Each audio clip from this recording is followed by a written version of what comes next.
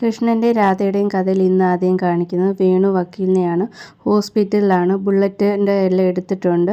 Doctor അതിനെക്കുറിച്ച് സംസാരിക്കുകയാണ്. Rest വേണമെന്ന് പറയുന്നുണ്ട്. അതേപോലെ തന്നെ സീനിയർ വക്കീൽ പറഞ്ഞതുകൊണ്ട് കേസൊന്നും ആക്കിയിട്ടില്ലെന്നും ഡോക്ടർ പറയുന്നുണ്ട്.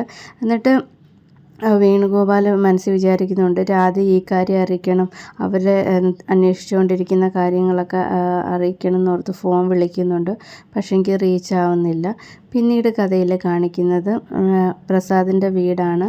സീതാമ്മ അഞ്ജലി ആരതി ഒരുക്കുകയാണ് ശാന്തി മുഹൂർത്തത്തിന് വേണ്ടി.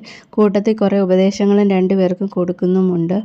ഇതേസമയം അഞ്ജലിയുടെ അനിയത്തിയും ഹരിയും കൂടിയുള്ള സംസാരമൊക്കെയുണ്ട്. അവർ റൂം എല്ലാം പൂ കൊണ്ടൊക്കെ അലങ്കരിക്കുകയാണ്. അപ്പോൾ അവർ രണ്ടുപേരും സംസാരിക്കുന്നുണ്ട്. അനിയൻ ചോദിക്കുന്നുണ്ട്, ഇനി എപ്പോഴാണ് നമ്മുടെ ഇതേമാതിരി റൂമൊക്കെ ഒരുക്കുന്നതെന്നൊക്കെ പറയുകയാണ്. അപ്പം പുഷ്പൻ അങ്ങോട്ട് വരുന്നുണ്ട്. എന്നിട്ട് രണ്ടുപേരെ ഓടിച്ചു വിടുന്നുണ്ട്. പിന്നീട് കഥയിൽ കാണിക്കുന്നത് ആരതിയെ ഫസ്റ്റ് റൂമിലേക്ക് എല്ലാവരും കൂടെ ആനയിക്കുന്നു.